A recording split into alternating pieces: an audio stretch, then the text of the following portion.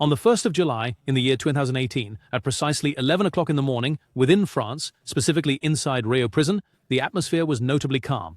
Everyone was preparing themselves for what seemed like a perfectly ordinary visiting day. However, no one could possibly have imagined that in less than 10 minutes, the entire French state would be subjected to one of the most significant humiliations in its entire security history. At precisely 11:19 in the morning, a helicopter unexpectedly landed on the main courtyard of the prison. The helicopter had been hijacked several hours prior, with 3 masked gunmen on board. The moment it touched down, 2 of them quickly exited the aircraft, while the third remained inside the cockpit, holding his weapon pointed directly at the pilot's head. This pilot was a highly skilled professional instructor who had been forcibly compelled under severe threat to carry out this dangerous mission. The armed individuals then deployed smoke grenades in an effort to disorient the security guards, and at that very moment, the rescue operation was initiated. Meanwhile, Redoine Faïd, a man of 46 years, was situated inside the visitors' building, patiently awaiting the precise moment of the 0 hour. He had been previously sentenced to a 25-year prison term for an armed robbery that tragically resulted in the death of a policewoman, and within mere seconds, the 2 armed individuals reached the visiting room and forcefully breached the premises. Through the last door, Faïd was taken away by a precise, almost military-style operation. Not a single bullet was fired, not a drop of blood was shed, and no widespread chaos or major disturbance occurred. In just 8 minutes and 52 seconds, Redoine Faïd had managed to escape from one of France's newest and most heavily fortified prisons. The helicopter took off, heading northwards, and after traveling 60 kilometers, it descended into a cultivated field within the Guns region. At that location, the pilot was released, completely safe and sound, and the helicopter was then deliberately set on fire to conceal all the evidence, while a car, waiting at the field's very edge, quickly whisked them away, vanishing in the blink of an eye. At that very moment, the French Ministry of Interior initiated its National Emergency Response Plan, mobilizing a force of 2,900 police officers, securing all borders, and an international red alert was issued in newspaper headlines, with his photo displayed across all streets and security offices throughout the country. And the name of Redoine Faïd had now become widely known and spoken of everywhere. But to truly understand how we have arrived at this very point, Redoine was born on May 10, 1972, in the northern suburbs of Paris. He was the 9th child of an Algerian immigrant family, a large household comprising 10 children. He grew up in a humble, modest residential community. His father was employed at a chemical manufacturing plant, and his mother earned a living by cleaning people's homes. From his earliest childhood, 2 powerful obsessions completely took hold of him: crime and the captivating world of cinema. While his peers were watching animated cartoons and children's shows, he himself was watching intense gangster films like Scarface and Inside Man. But his true obsession was Michael Mann's film, Heat. He didn't watch it for entertainment, but rather as instructional manuals, meticulously studying the movements, the dialogues, and every detail of the armed robberies, considering them professional lessons in the rules of the game. Deeply influenced by these films, Redoine carried out his very first theft when he was just 6 years old. Then, in the year 1988, his father abandoned their family and went back to Algeria, and only 3 short years after that, his mother tragically passed away, leaving Redoine, at the tender age of 19, an orphan with absolutely no education and no employment. With his older brothers, he began orchestrating small thefts, but his ambition far exceeded that. He was eyeing the big score, that meticulous operation performed with great skill.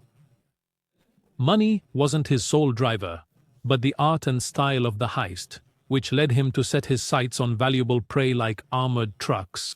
On July 3, 1997, in the city of Villepin, located north of Paris, Redoine and his team successfully identified their target. An armored truck weighing 6 tons was being driven by 3 armed guards. With incredible audacity, Redoine deliberately rammed the truck head-on with his own car, and within mere seconds, 2 additional vehicles swiftly blocked the exit. 5 masked men, wearing hockey masks and heavily armed, then emerged, and faced with this overwhelming and inescapable encirclement, the guards had no choice but to surrender. While the team was busy unloading the truck, the police swiftly arrived on the scene, leading to a fierce and violent armed confrontation. Both sides immediately began exchanging gunfire, and during the chaos, Faïd took a bullet to his shoulder. Nevertheless, the group managed to escape with a substantial haul amounting to 2,700,000 francs, which in today's currency is equivalent to $400,000. But the price they paid was steep. Redoine left behind bloodstains at the scene of the operation, which for the very first time provided police with his genetic fingerprint. The police now had a very strong lead. Redoine became aware that they were searching for him, and he understood that the circle was beginning to close in around him, so his immediate reaction was to vanish entirely. He started to travel using forged identities, continually altering his features and the cities he resided in, transforming his entire existence into an ongoing, international pursuit.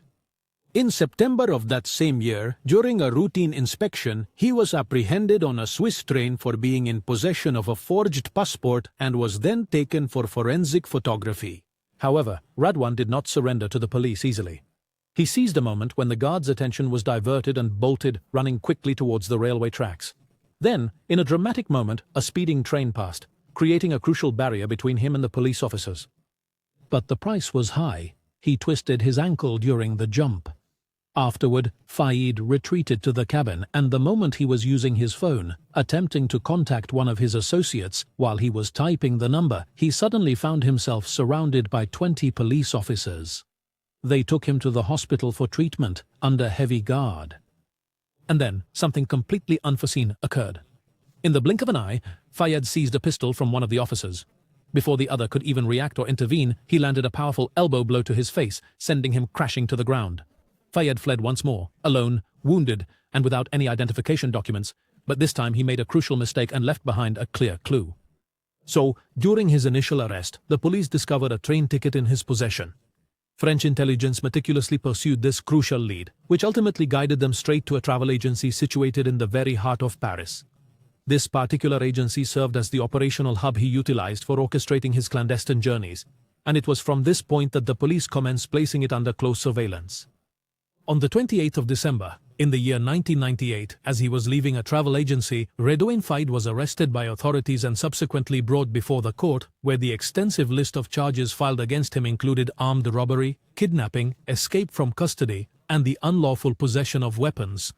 Between the years 1999 and 2001, he underwent a series of trials, and the outcome proved to be decisive. He was subsequently sentenced to 18 years of imprisonment for violent assaults, after which he was transferred to a maximum security prison. Redouine's personality underwent a complete transformation. He maintained silence for many years and gradually built bridges of trust with everyone around him. He never started a fight or participated in any riots. Instead, he was a model prisoner to such an extent that he astonished the guards and administration. Reports then began to describe him as the ideal prisoner, capable of reintegrating into society. In March of 2009, exactly 10 years to the day after his imprisonment, he was granted early conditional release, as his record was spotless and his conduct was exemplary. He walked out of prison through its front gates, returning to freedom at the age of 36. Redoine embarked on a completely new life. He married and secured a position as a sales agent in a small company managed by his brother, Rashid. He presented to everyone the image of a man who had decisively turned the page on his past and began meticulously planning for a calm and stable future. And to anyone who was observing it from the outside, it was truly seen as a genuine, reformative miracle. In the year 2010, just 1 year after his release from prison, Redoine Faïd made the decision to share his story with the entire world. He subsequently published his autobiography, which he titled The Robber: From the Projects to Organized Crime. This book was written in collaboration with journalist Jérôme Pierrat, and in it, Faïd recounted his childhood in Creil, the early stages of his delinquency, his initial robberies, and ultimately, the peak of his criminal career. In his book, Faïd expressed deep regret and declared that his time in prison had transformed him, and that he had entirely purged himself of his inner demons. He famously proclaimed, "My demons are not just dormant, they are truly deceased." He also took on the role of a preacher, warning the youth that the life of highwaymen is nothing but a life of utter misery, and that when you enter prison, you know that you are harming everyone. It is a collective punishment that burns your family, your wife, your children, your brothers, and your parents. Everyone pays the price before you. His book went on to achieve enormous sales, opening the doors to France's most famous major television programs such as Canal+ and TF1, as well as numerous radio interviews. He transformed from a notorious gangster into a media star, truly mastering the art of conversation. Smiling confidently, he was answering the questions of the interviewers about the number of his thefts. Hello, Redoine. Tell me, how many people have you actually managed to rob in your life? Officially, I've only ever robbed one bank, because that's the only crime I've actually been convicted of. However, I am suspected of robbing around 30 banks, but those are, and will always remain, just rumors and hearsay. Upon reading his book, one quickly understands that Faïd was not merely recounting his personal memoirs, but was in fact presenting a cinematic spectacle, drawing inspiration from the distinctive style of Michael Mann's filmmaking. His vivid descriptions and the intricate details of his criminal exploits served as an undeniable, albeit indirect, plea to French filmmakers to create a movie based on his life story in which he would be depicted as nothing less than a larger-than-life superhero. A Hollywood-style gangster possessing a keen intellect and an undeniable, captivating charisma. Then, one day, Redoine Faïd appeared before the cameras, expressing himself with a look of deep regret and a touch of feigned bitterness. "Unfortunately, I take no pride in what I've done. I've squandered 10 precious years of my life incarcerated, all because of my involvement in attacking armored trucks and various jewelry establishments." Within mere weeks, the former prisoner had transformed into a cultural icon, a prominent public figure who effortlessly stole the spotlight. For an entire year, Faïd masterfully embodied his new role with astonishing brilliance. But behind the scenes, while his hand signed copies of his book for adoring fans, his mind meticulously planned the next devastating move. And on the 20th of May, 2010, just a few months after his book was published, Faïd did not appear in a television studio, but instead he emerged amidst a hail of bullets. On the outskirts of Paris, in the middle of broad daylight, an armed gang of 4 masked men violently stormed an armored security truck. The entire operation bore Faïd's unmistakable signature. It was swift, incredibly precise, and clearly inspired by classic cinema. But this time, things did not unfold as they do in the movies, for a municipal police patrol intervened at the critical juncture, transforming what was meant to be a clean operation into a bloody clash and widespread anarchy, and initiating a pursuit that would alter Faïd's life and his criminal record permanently. Amidst a chaotic and indiscriminate exchange of gunfire, the young policewoman, Aurélie Fouquet, who was just 26 years old, was tragically hit by a bullet and died instantly. Her colleague, Officer Thierry Moreau, was also gravely wounded, sustaining severe injuries. The thieves fled the scene without taking any money, leaving behind a lifeless body, a weapon discarded on the ground, and a French nation enraged by the events. The following morning in Val-de-Marne, the incident quickly escalated into a major public concern, as people expressed deep sympathy for Aurélie, especially upon learning she was the mother of a baby who was now an orphan. Officials stood before her coffin, making solemn promises. The perpetrators will certainly be held accountable. Sooner or later, they will be identified and brought to justice. Public pressure on the authorities was immense. Redoine, however, categorically denied any involvement in the incident. Yet, the operation's pattern, its excessive brutality, and the complex logistics all bore his distinct signature. The investigations revealed the involvement of his brother, Faïd Faïd, in the operation. Consequently, Faïd fled to Algeria, while Redoine once again vanished, and so his new escape journey began, but this time it was without any media attention or television interviews. A silent and very long journey. For 13 months, Redoine went into hiding, transforming into a phantom who moved through the shadows of French cities. He constantly changed his hotels, slept in borrowed homes, and used forged identities. He had once again become a professional con artist. The very same man who had once promised to abandon his life of crime was now a wanted man, accused of murdering a policewoman. On the 28th day of June, in 2011, the journey arrived at its final destination. In a meticulous operation carried out in the suburbs of Paris, police successfully cornered Redoine. He surrendered without offering any resistance, as he clearly realized that the net had completely closed in around him, leaving him absolutely no room for escape. The overwhelming evidence against him was undeniable. He was subsequently placed in pre-trial detention, facing serious charges of premeditated murder, attempted robbery, and repeat offenses of violence and crime. Redoine Faïd was transferred to Sequedin prison, a modern correctional facility situated in the northern part of the country, and was subsequently sentenced to a lengthy term of 25 years. However, Redoine had absolutely no intention of spending the upcoming years of his life confined behind prison bars. From inside his fortified cell, without raising suspicions, Redoine began planning his new escape. In the early hours of April 13th, 2013, Sequedin prison's foundations shook with a series of explosions from within, announcing the start of the second chapter of Redoine Faïd's criminal legend. Just days earlier, he successfully smuggled a handgun and a significant amount of explosives into his prison cell, cleverly concealed within bags of soiled laundry. Then, with a sudden, stunning ambush, he quickly overpowered 4 guards, taking them as human shields. He forced them to walk directly in front of him, effectively blocking the sniper's line of sight and thwarting any potential attempt to shoot him. Then the explosion started. one right after the next. The armored doors crumbled under the sheer force of the explosives. 5 massive steel doors were completely destroyed in just 10 minutes. At the outer gate, his getaway car was waiting for him. He released the hostages unharmed and vanished into the bustling streets of Lille, leaving behind a security breach that exposed the fragility of France's newest prisons.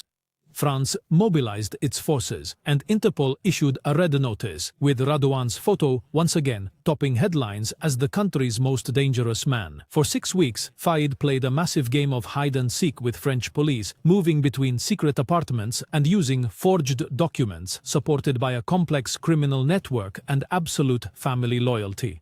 His ambition this time was to leave the country, and he began planning his escape towards Israel. For this, he needed a new identity, so he contacted a professional forger and started coordinating with him to create a passport. However, during their clandestine meeting, which took place secretly inside a car, the forger made a critical and ultimately fatal error, as he carelessly switched on his mobile phone, neglecting to activate its airplane mode. Simultaneously, intelligence agencies were meticulously monitoring digital signals, and these precise wireless pulses led them directly to the specific B&B hotel located in the outskirts of Paris. At precisely 3 o'clock in the morning on the 29th of May, 2013, an elite special forces unit burst into the hotel room. Redoine was discovered deeply immersed in sleep, and they did not grant him a single moment to even consider escape.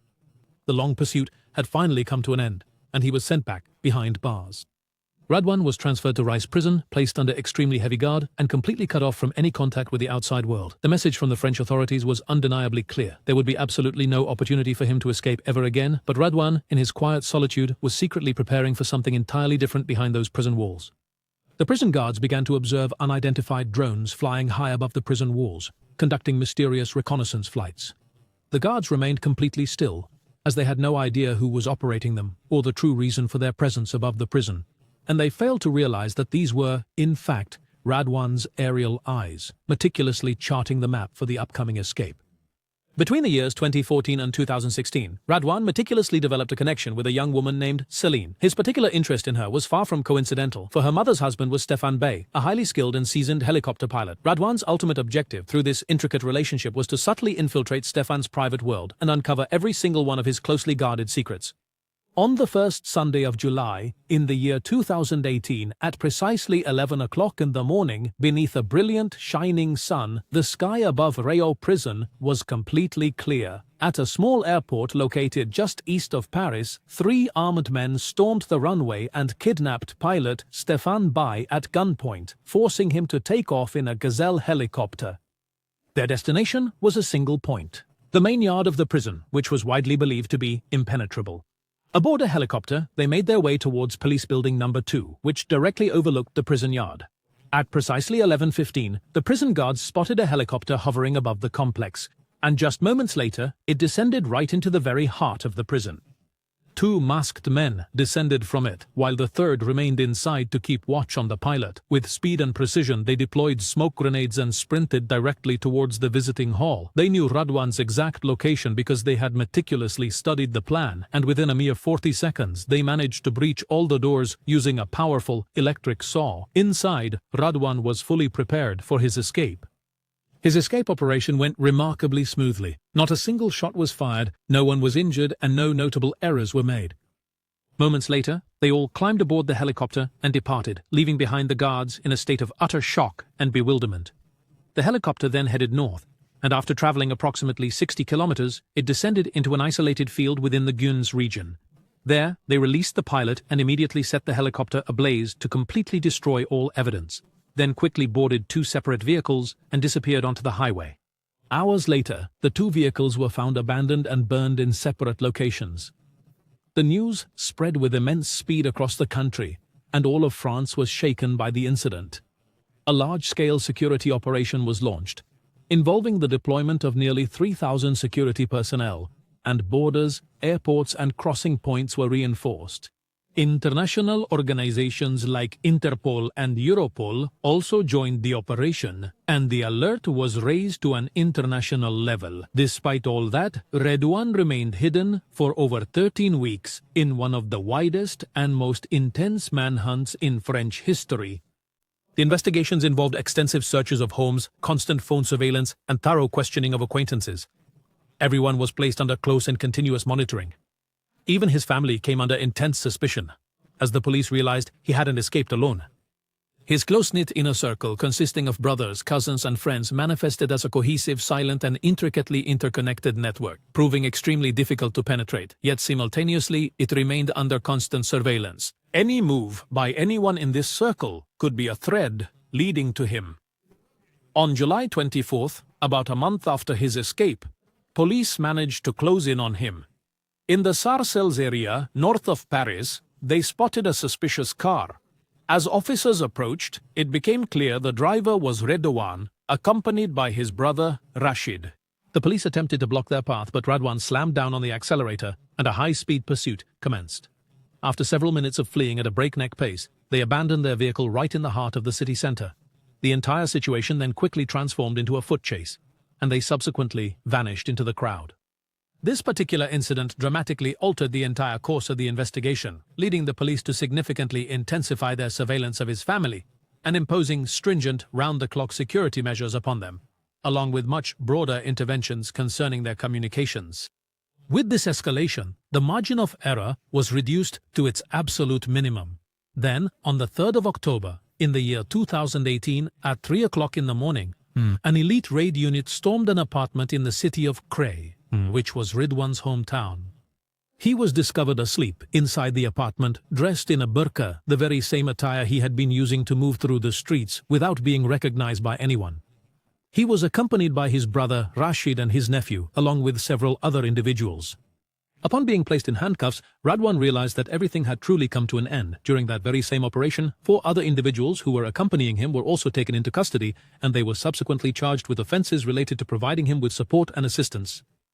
Subsequently, Redoine Faïd was returned to prison once again, but on this occasion, he was placed under an even stricter level of surveillance, ensuring he had absolutely no opportunity to repeat his audacious escape or to ever reclaim his freedom.